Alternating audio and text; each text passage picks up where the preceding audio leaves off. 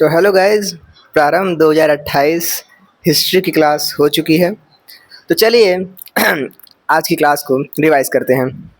तो अगर आज की बात करें तो आज हम लोग का जो तीसरा चैप्टर था वो पूरी तरीके से खत्म हो गया और चौथे चैप्टर का उन्होंने जो शुभारंभ है वो कर दिया है सर ने। 1857 का विद्रोह। इसके पहले उपनिवेशवाद और ग्रामीण इलाके नामक जो चैप्टर था वो आज खत्म हो चुका है। इसके अंतर्गत अगर एक पूरी जानकारी की बात करें तो ये पूरे नोट्स मैंने मेरे यहाँ पर फोटो खींच के रखा है मैंने।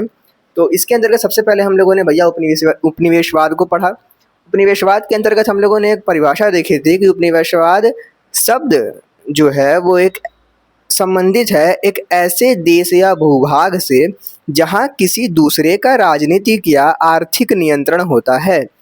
उपनिवेशवाद एक प्रक्रिया है जिसके अंतर्गत एक राष्ट्र किसी क्षेत्र पर नियंत्रण स्थापित करता है, नीतियां लागू करता है। और अगर बात की जाए भारत की तो हम ये कह सकते हैं कि भारत जो है वो ब्रिटिश शासन का उपनिवेश रहा है। उसके बाद हम लोग पढ़ते हैं ब्रिटिश शासन और उनका ग्रामीण पर जो प्रभाव पड़ा उसके अंतर्गत अंग्रेजों के आर्थिक प्रशासन को, है ना। आर्थिक प्रशासन के अंतर्गत हम लोग देखते हैं जमींदारी व्यवस्था, रैयतवाड़ी व्यवस्था और महालवाड़ी व्यवस्था। जमींदारी व्यवस्था के अंतर्गत हम लोग देखते हैं कि एक क्षेत्र होता है जिसको कि जमींदार उसका कर एकत्रित कर जो है जमींदार देता है, मतलब एक तरीके से। रैयतवाड़ी व्यवस्था के अंतर्गत किसान का खुद का अपना खेत होता है और वो कर सीधे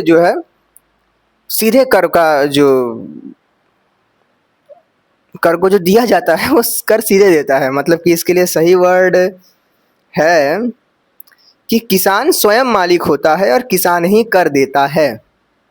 चलो भैया, इसके बाद महालवाड़ी व्यवस्था के अंतर्गत हम लोग देखते हैं कि जो गांव का मुखिया होता है वो कर का संग्रह करता है। गांव के मुखिया से कर का संग्रह किया जाता है, ऐसा सिस्टम था। मतलब कि गांव का मुखिया कर देगा, ठीक है। तो हम लोगों ने ये तीन चीज़ें देखी। उसके बाद हम लोग आते हैं नील की खेती के अंतर्गत। तो नील विद्रोह, इसके अंतर्गत हम लोगों ने पढ़ा नील विद्रोह सन 1859 से 60। नील विद्रोह के अंतर्गत हम लोगों ने देखा था कि बड़ा नील उगाने को लेकर इन लोग को शोषण किया जाता था। तो इसी शोषण के खिलाफ यहाँ के जो ग्रामीण इलाके के लोग रहते हैं वो विद्रोह कर देते हैं और विद्रोह के अंतर्गत नील आयोग बनाया जाता है, यही एक निष्कर्ष निकलता है। इसके बाद हम लोग आ जाते हैं राजमहल की पहाड़ियों पर। अभी हम लोग यही देख रहे हैं कि उपनिवेशवाद जो था उसका ग्रामीण इलाकों पर किस प्रकार प्रभाव पड़ा। एक तो हमने नील विद्रोह को देखा, उसके अलावा ये जो जमींदारी व्यवस्था इन सबको देखा। और उसके बाद हम लोग देखते हैं राजमहल की पहाड़ियों को। पहाड़िया समुदाय, संथाल समुदाय पहाड़िया समुदाय के बीच संघर्ष होता है, फिर अंग्रेज और संथालों के बीच संघर्ष होता है। और इसी के साथ जो लास्ट में ये होता है कि अंग्रेज और संथालों के बीच संघर्ष का परिणाम ये निकलता है कि संथाल परगना नाम का जो क्षेत्र है वो संथालों को दे दिया जाता है, संथालों के नाम कर जाता है। उसके बाद हम लोग देखते हैं किसान विद्रोह को, है ना।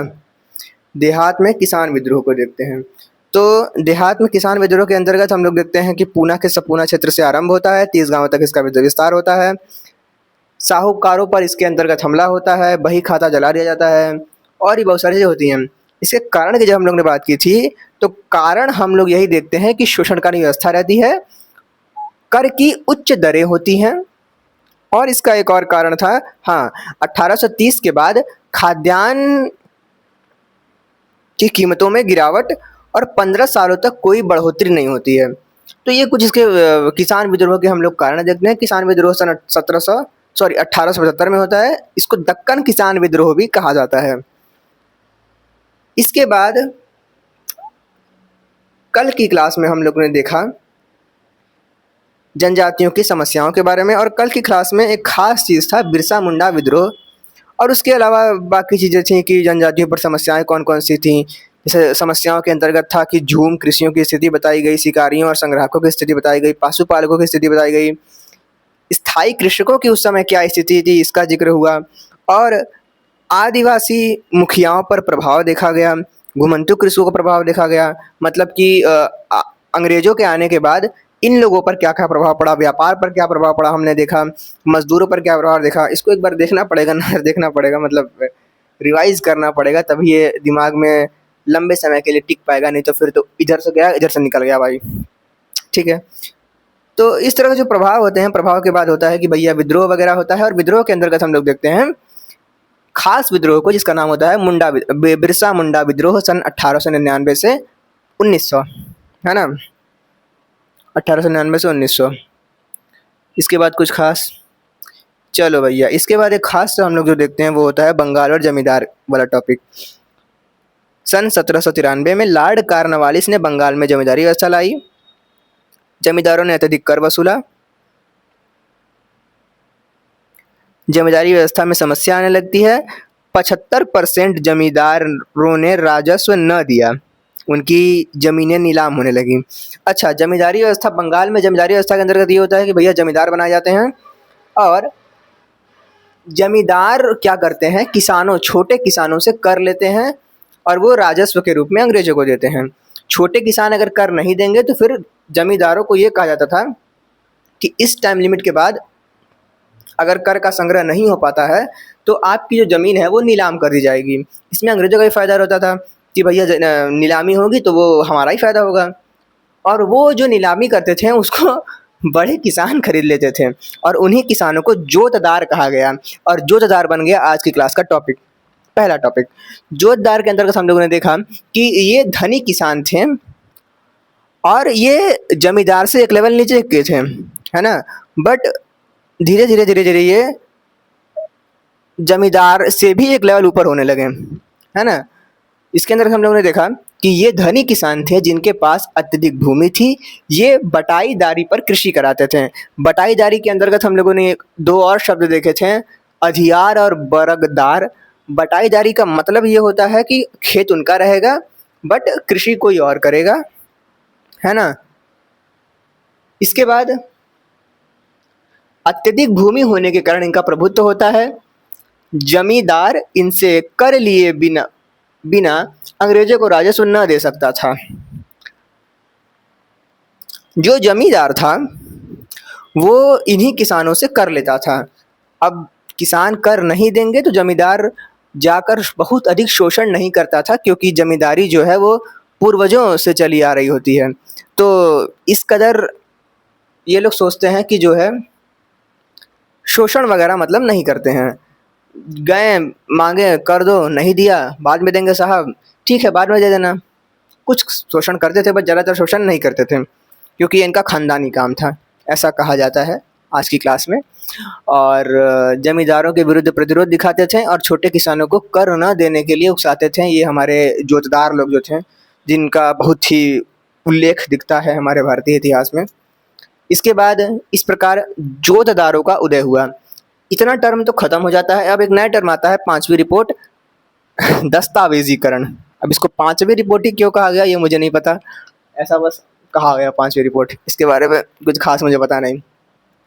तो पांचवी रिपोर्ट जो है वो एक प्रकार का ब्यौरा है, पूरे ईस्ट इंडिया कंपनी की कुंडली मान के चलो है ये, है ना। इसके अंतर्गत पहला टर्म ये होता है कि ये एक रिपोर्ट होती है ईस्ट इंडिया कंपनी के बारे में। इसे 1813 में ब्रिटिश संसद को सौंपा जाता है। इस रिपोर्ट को एक चयन समिति ने तैयार किया था, जिसमें कंपनी के संचालन गतिविधियों और दस्तावेजीकरण का ब्यौरा था। इसमें बंगाल में पारंपरिक जमींदारी शक्ति में गिरावट को बढ़ा चढ़ाकर प्रस्तुत किया गया। इस रिपोर्ट पर ब्रिटिश संसद में विस्तार से चर्चा होती है और निम्न प्रभाव होते हैं। मतलब कि पश्चिमी रिपोर्ट लाई जाती है, ब्रिटिश संसद को दी जाती है, और ब्रिटिश संसद ने कुछ निष्कर्ष निकाले। वो निष्कर्ष कुछ इस तरीके से हैं कि पहला निष्कर्ष ये निकलता है कि कंपनी के कुप्रबंधन, भ्रष्टाचार और लालच को उजागर किया जाता है। तो इसका एक प्रभाव तो ये हुआ कि जो कंपनी ने जो भी भ्रष्टाचार किया था और जो भी गलत कार्य किए थे, भ्रष्टाचार किए थे, लालच वगैरह इनका थे, इन सब को ये सब उजागर हुए इस रिपोर्ट के द्वारा। जब संसद में गया तो ये कहाँ गया, ब्रिटिश संसद में गया। ईस्ट इंडिया कंपनी के भारतीय व्यापार पर एकाधिकार का विरोध।